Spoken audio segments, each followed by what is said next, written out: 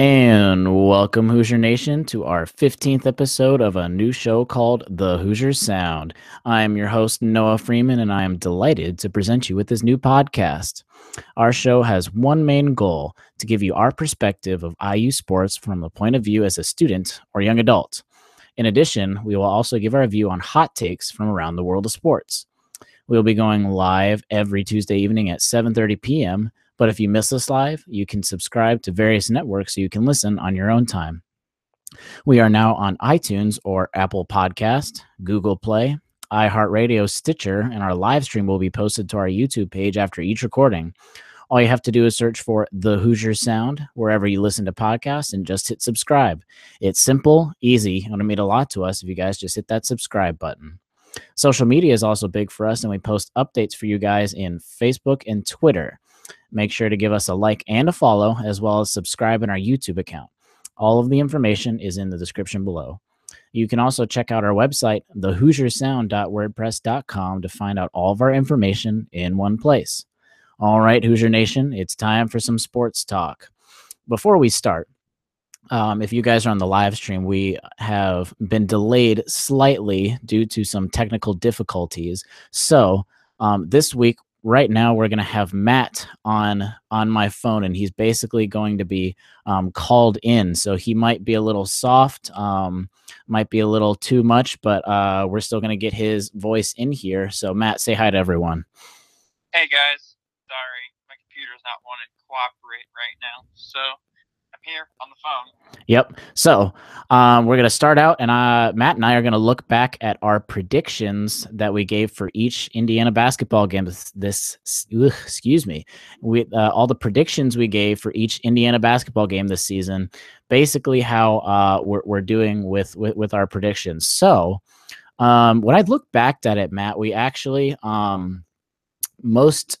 we had most everything right.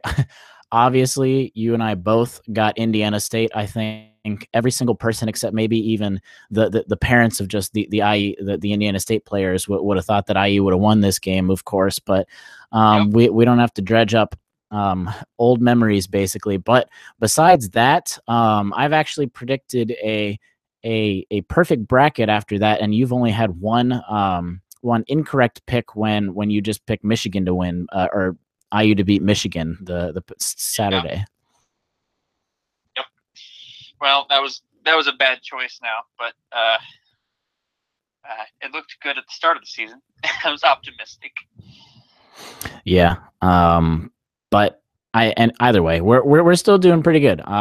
We had so obviously those cupcake games we still had all picked out. I think even a team that was playing Indiana State and playing the way they did against that, they still would have won. So that doesn't say much. But I think the Seton Hall game was still a good surprise. I didn't think IU would play the way they did against Seton Hall in at least the first half. What do you think? Yeah.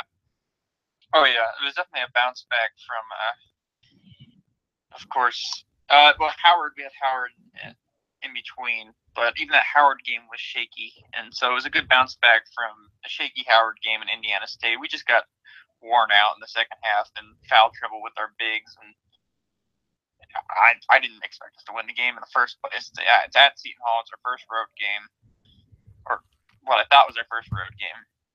I feel like the Indiana State game felt like a road game. Yeah, it kind of did. But then moving on from there, we had some good games, and obviously we've talked about these games, so we don't want to go into it too much. But then we obviously have the Duke loss, which somewhat surprised me. I don't know about you, Matt, but at least it somewhat surprised me, at least with the way they played the whole time, and we both would have had another one wrong if they could have just played another 4.5 minutes. I would have been happy to have 2 blemishes because of a win against that would have been the best loss I've ever taken in my life. Against a team that, despite I have no idea what happened against Boston College, against a team that I am still probably predicting to win the national championship this year. Yeah, with Boston College, though, Boston College was on fire the whole game, and there's nothing Duke can do when you shoot over 50% from the field and from 3. So I think that's what Boston College shot anyway. But yeah, I had the Duke loss the whole way. I was surprised how close it was. I was telling my friends who go to Duke, like, you guys are going to beat us by 30, and then beating us by 9. So, I mean, that's also it wasn't even a 9-point game. It was really a couple possession game by the end of it. It's just it was really a 4-point game. Yeah, is what it was. With which a couple, obviously basketball games sometimes at the end you can. Those close games can the score does not really say what happened throughout the entire game, basically. Which is sad for us because that could have been a resume builder if it had stayed closer. And now it's going to look like they blew us out at home, and they obviously didn't. So yeah, but so let's get to the one pick that you had wrong compared to both of us in Michigan. So what were you thinking, having Michigan winning when we went on the road for our first Big Ten game? Well, I thought that we would have bounced back from the Duke loss because I expected us to give them a good fight. I thought first road game, Big Ten, or should have been what I thought was 5-2 at the time, going into the Michigan game. So, I predicted that, Michigan was maybe not going to be as good as they are this year, and they seem to be pretty decent. They just beat UCLA the other night. So, I don't know. I people were really high on the Michigan team, and I didn't really see them doing that well. I thought they had some freshmen in roles that were occupied by almost all Americans last year. So I was a little surprised at how good they've been. And so they shocked me. So I just didn't think they were as good as people thought they were. I mean, also in your defense, the entire NCAA is kind of not what we were predicting this entire season with. Other than Villanova's fantastic. That's the only. You can always guarantee Villanova being good. Other than that, everybody else is just making people's jobs at ESPN and CBS Sports harder. I was because even until this past week with Duke, I would have thought it'd been like basically Duke and Villanova with all this stuff, because you even get to someone like Arizona with Archie's brother, and having a team in Arizona that was number 3, and they lost 3 games in a row, and they literally dropped out of the top 25. They might not even be the best team in their state. Yeah, right. With Arizona State just getting back up there, yeah. If you told me that going into the year, I would have called you stupid. When has Arizona State been good at basketball, basically? I don't know, but Bob Hurley's a real good coach. So, all right, I'm still looking. Say again. We got the Iowa game and the Louisville game, right? Or Louisville. Sorry, everyone. Louisville. Yeah, I thought the Iowa game was a good game. I thought really that I think home court is going to play a huge part in IU's schedule this year. If you even go back and listen to a lot of the wins and losses that I had, most of the losses were away, besides obviously some of the teams like Michigan State coming home to play. And I really think that's going to be a huge factor, because when IU comes back into even against Iowa, where obviously the student section was not what it was against Duke, which is not going to be. It's still a little different feel. Iowa coming off of a 2-night stand, basically, and coming into Assembly Hall. And plus, Iowa apparently is not as good as everyone thought they would be this year. So I thought that was a good, clean win. And then Louisville, basically, IU just couldn't finish it out. But they're not a bad team. Louisville has a couple losses that people might not have thought, but they're still not. They're kind of like Wisconsin. I think they have more losses than they are actually. That shows of how good their playing ability is, basically. Yeah, definitely. I think they're if they can get their guards together and get some shooting, I think they're almost a Final Four team with that forward lineup they have. But I wish I could change my prediction for Saturday's matchup, because I don't see us winning against Notre Dame. I mean, hey, Bonzie Colson on Juwan Morgan is going to be a fun thing to watch. You know, if you had told me that going into the year, I would have told you Bonzie Colson would beat up on Juwan, but I think they're the two best players on the court now. So yeah, Notre Dame is a lot better than everyone was thinking this year. I mean, we all thought they would be good. We never thought this was even like a somewhat easy game to say the least at all. But we didn't think Notre Dame they'd be a top 5 team if they didn't have whatever that was against Ball State, basically. Yeah, seriously, Matt Farrell's very underrated, and I think he's going to give Josh Newkirk fits. I don't know what that was against Ball State, though. I think Ball State's won 2 games now. They won against Notre Dame and Valpo this week on buzzer beaters. And hey, we're looking at maybe Cinderella's into March if they can keep this up. So I mean, IU fans, as frustrating as it is to lose to someone like Fort Wayne last year, to lose to Indiana State this year, it doesn't happen just to us. It's happened more than a few times already this season. So, as obviously we never want that to happen, but it's a little more comforting to see other teams falling to these subpar teams, to say the least. According to Purdue fans, this never happened to them. So yeah, you know, if you take their word for it. Okay, Purdue. All right, but most of the games, I think I'm going to still stand by. We're not going to go over every game again for the rest of the season, but I still stand by a lot of the stuff I say. I think Archie's been consistently building this entire team. I think they're getting better and better every single week, and I think, like I said from day one on this podcast, you can't judge this team until mid to late December. We're not even in mid to late December yet. We still have a few games to see. They still have some cupcake games to just get that groove in before they go into a very interesting Big Ten schedule, because right now, after Michigan State, somewhat Purdue, you've got a very open Big Ten. Even teams like Minnesota and somewhat of Wisconsin, these are very wide open. It's a very wide open Big Ten this year, and I could see IU being all the way from even maybe 4th this year, but all the way down to like maybe 11th or 12th, because that's just how crazy this Big Ten is this year. Yeah, I could see us not winning an away game until late in January when we go to Illinois. That's our first winnable away game. Because our first 3 away games in conference are Wisconsin. We never win at Wisconsin. That just doesn't happen. If it happens this year, that means Wisconsin's in a lot of trouble. Yeah. Second away game in a row is Minnesota on the 6th, and it's hard to go into the barn as it is, even when Minnesota's not that good, and Minnesota's a fantastic team this year. And then away at State, the second team in the country. So those 3, you could chalk them up as losses. Like now, not that I don't have any belief in our guys, but I think it'd be tough for us to come out with wins there. Oh yeah, I think the best chance out of I agree. I don't think they're going to get a win against any of those 3 away games.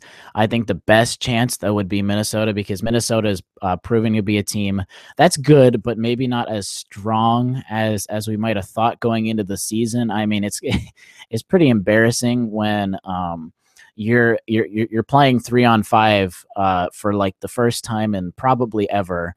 Against Alabama, and you get outscored when being played 3-on-5, so that's a little embarrassing. Okay. but to be honest, Colin Sexton is a monster wrath of nature. He's a monster. So I don't.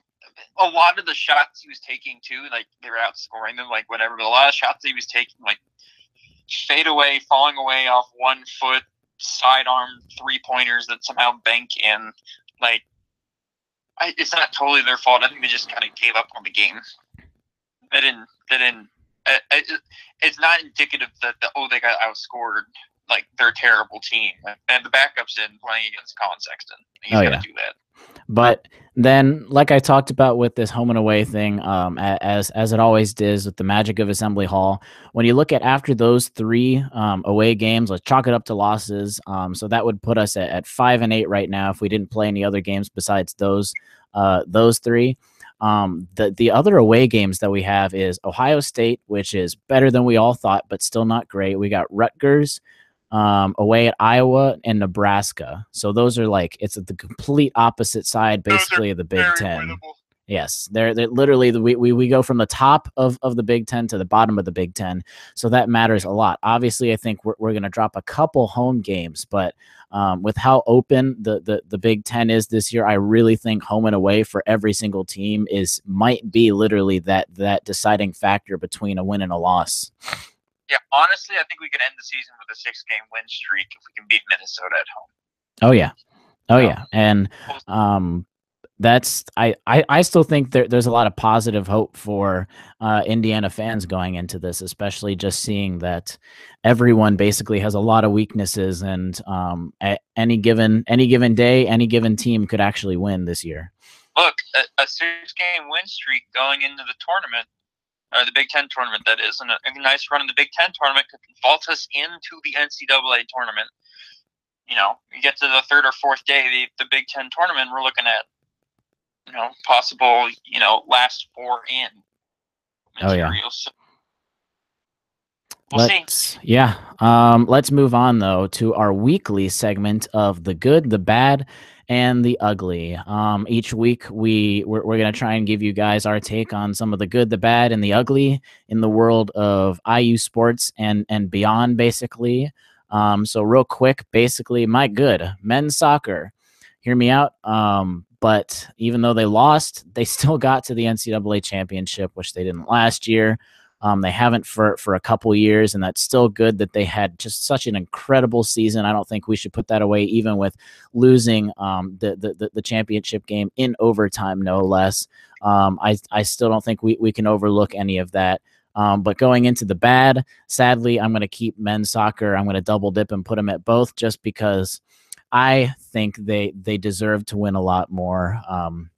It's sad to see that this team was so close. They played so well literally the entire season, and then they just came up short with a really good play by a Stanford player, basically in double overtime. And if you guys aren't as familiar with college soccer, it's a little different than professional international soccer, where overtime it's sudden death, basically. So a goal seals the deal. So even with our incredible freshmen, I still think, going back to the good for men's soccer, they don't have they're a very young team, and if a very young team could break IU records, which is saying something already, that I think next year they're poised to do a lot better. And that also, going on the other side, Stanford had 6 starters that were seniors that are leaving next year, not just 6 just seniors in general. They had 6 starters that were leaving. So that's on the good side, and looking up for men's soccer later. But the ugly,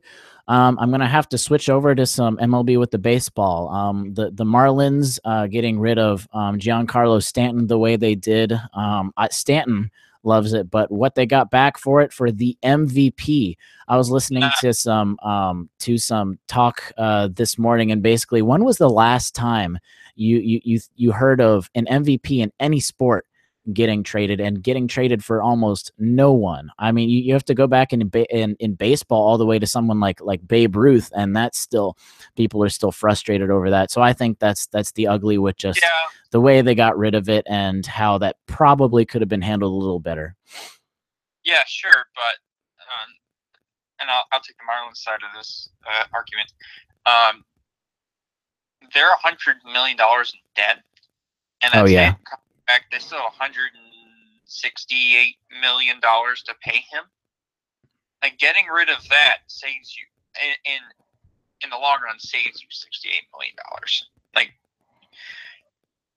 I know that they didn't get the prospects back they should have gotten for him, but in the long run, they're saving money, and this is more of a business decision than it was, a player personnel decision. So I get it, but it's still a terrible trade.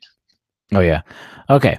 We're going to move on to the last major topic of tonight. And we're going to move into some more of the NFL. I talked a little bit about last week, but we're getting close to the end of the regular season. And the NFL's had some crazy twists and turns up to this point. But the playoff picture is getting closer and closer to the final product, and we wanted to give you our thoughts on where everyone might fall basically after this weekend, where more and more teams are getting eliminated. Teams have started to clinch playoff berths. So Matt, start us off. Give us your let's start with the NFC basically, and give us your playoff picture when it's all said and done. All right, full disclosure, I am a diehard Eagles fan. So, of course, my number one team of the NFC has to be my Eagles.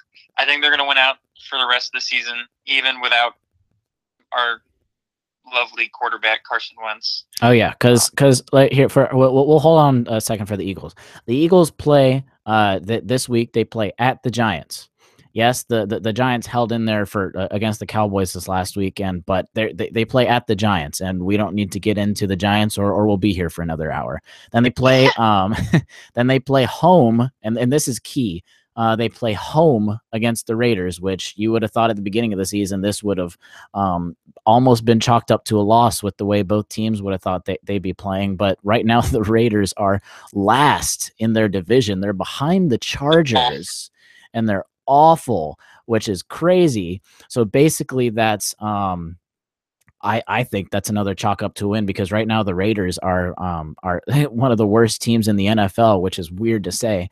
And then they play the Cowboys back at home, which I think at that point you could chalk up to a win or a loss, because they could have clinched home field advantage throughout then.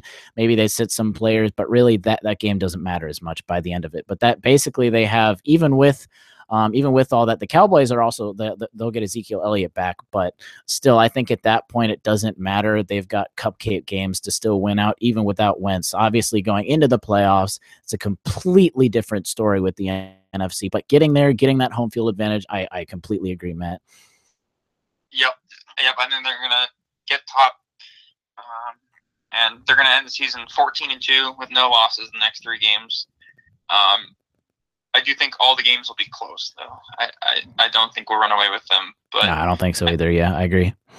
I think we'll beat Giants at the Giants, and we'll beat the Raiders at home. And then, because I believe the Cowboys at that point will be out of playoff contention. It should be, yeah. They'll probably save their stars for next year and won't play them, and we'll end up winning that game. And then even if they don't win, the way everything else falls, they still clinch with everything. I don't think if they win those 2 games, I think Minnesota loses the tiebreaker basically. Yes. Yep. And then I got the Vikings as my second seed. At 12-4, where they lost to the Packers. With possibly Aaron Rodgers coming back, you might think that a loss to the Packers is bad, but that's potentially when Rodgers might be back. Yeah. So their only loss in the next 3 games is to the Packers, and then my third seed I got the Rams at 12-4, with no losses the rest of the way. They're gonna win out. I don't see them losing to. I don't see them losing. They got the Seahawks at Seahawks. Yeah, at Seahawks, at Tennessee, home against the Niners. Yeah, I think at Seahawks, especially with the suspensions that are probably going to happen for Seattle, I'm going to pull that one out. And then I also have the Saints at 4, and they're going to win out. So they're going to win the South.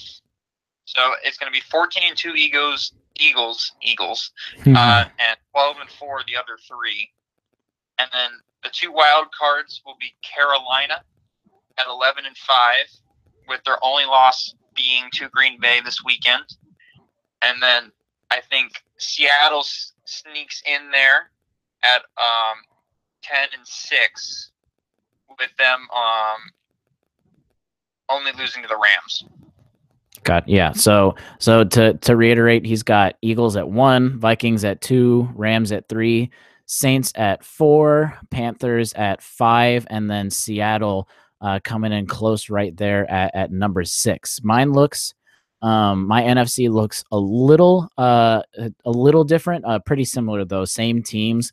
I got Eagles at 1. I think I do think they lose that last game against the Cowboys. Like I said, I think it's just because they sit people and it's a meaningless game. So at that point, the record doesn't matter. But I think they still win the other games. Vikings, I agree. I think they actually lose to the Packers. So I had the exact same thing as you had. So that puts the Vikings at the number 2 seed.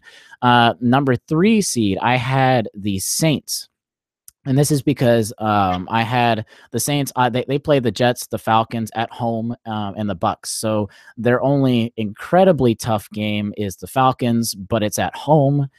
So I think they win out and they get the number 3 seed. And I'll get to how they're at 3 and not 5, like where you had them, or 4.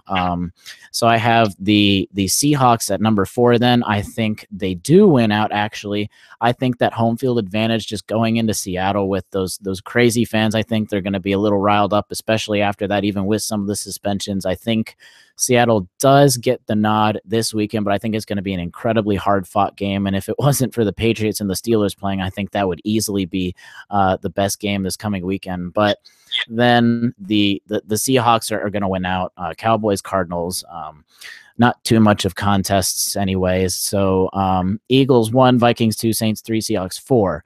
Wild card, I got the Rams, which is really cool to see after coming in at the beginning of the season. I don't think anyone would have said that, which, like I just talked about, they're going to lose at Seattle, but then I think they do pull it out at the Titans, which I think is going to be a really close game. The Titans haven't been playing as well, but I still think they find ways to still get back at you. So I think that's going to be a really good game next week.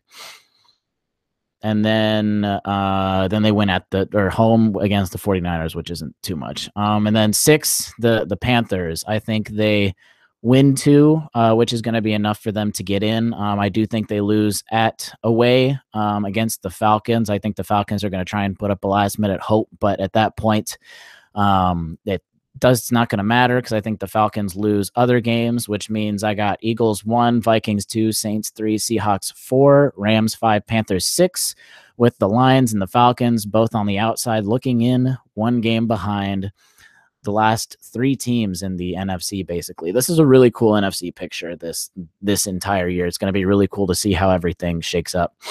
Oh yeah, definitely. Let's go to the AFC side. I'll start out this time. All right, so number 1, and like I said, I'm gonna preface this to where I am biased. If you're on the YouTube stream, obviously you can see even just the stuff I have behind me. I am biased, and I am a huge Pittsburgh fan, but I do think they get the number 1 seed, and this is how. So they got the Pats this weekend, and with the Patriots losing last night, they basically they don't officially clinch the home field advantage because technically the Jaguars would have the tiebreaker if Pittsburgh were to lose 2 games at the end of the season. But if Pittsburgh beats New England this weekend, they almost have the number 1 seed completely locked up. And I do think they beat New England at home this season. And here's why. When was the last time that Big Ben has played the Patriots at field his own turf? You remember last year, there was the huge game scheduled, obviously, against the Patriots and the Steelers at home, but Ben was injured. You got to go all the way back to 2011, where Ben Roethlisberger beats the Patriots at home. And this has been a very big home and away matchup against the Steelers and the Patriots, because usually they're both teams that are both so good that home field advantage really is that factor that pushes everything over the edge. So I think Big Ben, I know the loss to Ryan Shazier, they just put him on IR, just saying that, announcing basically that his season is done. That's going to hurt, but I think the Steelers are going to rally around that. They're going to rally around the fact that they actually have a real chance against beating the Patriots, and we don't have a backup quarterback who actually almost beat the Patriots last year, to say the least. I do think the Steelers come away with that win, which means they got 2 cupcake games against the Texans and the Browns, which means all they got to do is officially win one of those games, or if the Jaguars lose this weekend, then they clinch the number 1 seed. I think they win out even with backups, but I still think they get the number 1 seed. The record is kind of ambiguous if they do get the number 1 seed, especially early. Then the last 2 games could possibly be games that don't matter at all. But that's my reasoning for the Steelers, and that was a long one, but yeah, there you go. Yay. Number 2, Patriots. So the Patriots losing yesterday actually puts the Jaguars in very good position to get the number 2 seed. And actually, if the Jaguars win out and the Steelers beat the Patriots will fall to number 3. I wonder when the last time the Patriots were actually in the wild card round. But I do think they get the number 2 seed, and this is how I think the Jaguars are going to end up losing to the Titans in a rivalry game that very last week, which means that gives the Jaguars 1 extra loss to not get the tiebreaker. So that'll put the Patriots at number 2, then the Jaguars at number 3. Then I got the battle for the division that we thought would have 3 teams in the AFC with the Chiefs. I think they win out. One of the biggest games of the year is going to be the Chargers-Chiefs this week, which we never thought we would have said that. But I think the Chiefs are going to get the nod. It's at home, which means they get number 4. Then at number 5, you get the Titans because they do have a very good record right now, and they've got the 49ers, Rams, and Jaguars, which is a pretty tough schedule, but they've still got favorable, even if they're not number 5 and they might slide to number 6, they've still got favorable tiebreakers. And then you got the Ravens at number 6 just because they have probably the easiest schedule out of the entire AFC that is looking to clinch, because they got at Cleveland, then they play the Colts and the Bengals. So Ravens winning out gets them into the playoffs regardless of what seed they are, which means then the outside looking in, you got the Chargers, Bills, and Dolphins both close, but not close enough. So again, I am at Steelers 1, Pats 2, Jaguars 3, Chiefs 4, Titans 5, Ravens 6. On to you. I'm excited to tell you my AFC race because mine is a little different than yours. Oh yeah, so, and I'm looking at your stuff, and I could totally see all of this happening. I think the AFC race is very open from about the 4th seed on downward, basically. Oh yeah, I think it's further up than that. I think from the 2 to the 3 to the 4 seed, it's wide open. Oh yeah, and I just mean 1, 2, and 3. I think it's going to be Steelers, Pats, Jaguars 1, 2, 3. It's just a matter of where they all seed against each other.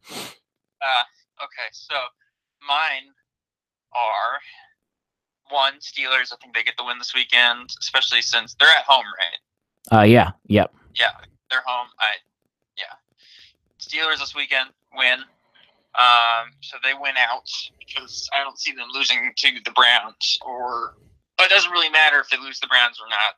Because at that point it'll be clinched. Yeah. They're not going to, but at that point. They beat the Browns at the Browns last year with our backups, and this year it's a home game. Yeah, no, not going to happen. So Steelers 14-2. Right behind the Steelers are the upstart Jaguars. I think they win out, and because Patriots lose, they get ahead of them, and because they have the tiebreaker with the Patriots. So at 12-4, the Jaguars are the 2nd seed in the AFC. Which basically you just had them beating the Titans, which gives that the same record to give that tiebreaker, which I just had them losing to the Titans, which lost that game. No, I don't see them losing to the Titans at all. At the 3rd, and for playing on the first weekend for the first time in forever, is the Patriots at 12-4, but they lost to, as I said earlier, Pittsburgh, and then I think they went out. That game last night just destroyed them. That was like huge in terms of seeding for the playoffs. Potentially. I'll get to the team that won in a second. So Patriots at 3, at 4. This is where mine gets completely different from Noah's. I have the Chargers at 4 because I believe that they're one of the 5 best teams in football right now. I think the way they're playing, the way Phillip Rivers is playing, the way Keenan Allen's playing, the way their defensive line is playing. Melvin Gordon, of course.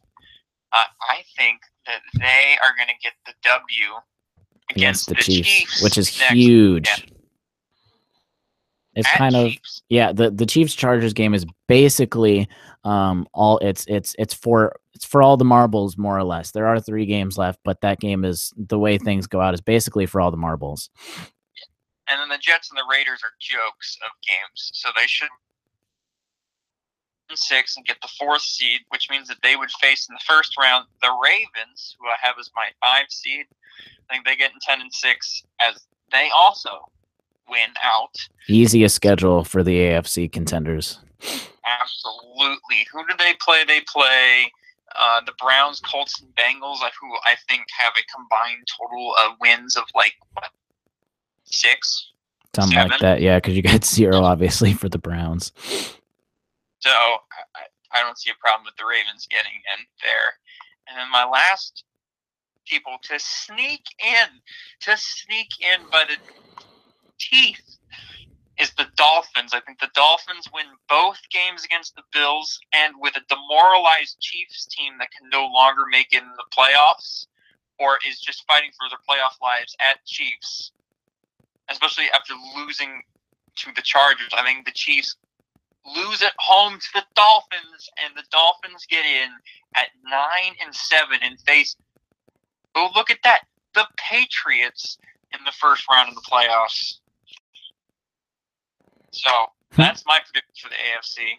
And we're not gonna get into now winning the playoffs and everything. We'll do that at a later time, but that's basically where we're at. We got Matt with the NFC at number 1, Eagles, Vikings 2, Rams 3, Saints 4, Panthers 5, Seattle 6, AFC Steelers 1, Pats 2, or Jaguars 2. Sorry, Pats 3, Chargers 4, Ravens 5, Dolphins 6. With Noah, you got the NFC at Eagles 1, Vikings 2, Saints 3, Seahawks 4, Rams 5, Panthers 6, and the AFC Steelers 1. Patriots 2, Jaguars 3, Chiefs 4, Titans 5, Ravens 6. You heard it here. We'll come back and see how all of our stuff plays out. But that about wraps it up for our 15th show of the Hoosier Sound. Thank you guys so much for joining us. And please feel free to add suggestions in the comment section or contact us through our website. A reminder to follow us on Twitter at the Hoosier Sound, like our Facebook page, as well as subscribe to us on YouTube. If you enjoy the show, these are vital for receiving updates about our show. But you can also subscribe on either Apple Podcast, Google Play, iHeartRadio, or Stitcher and leave us a review. All of the links are in the description below. Visit our website at thehoosiersound.wordpress.com to find all of our information regarding our podcast, and stay tuned for updates through social media. As always, send us your questions as the audience. Be sure to comment, chat, or send us a message on what questions you have, and we'll have them on our next show. Lastly, if you enjoy the show, leave us a review, tell a friend, share our links, and it really helps to see if this podcast can grow even further. But thank you for listening, Hoosier Nation, and we'll see you next time.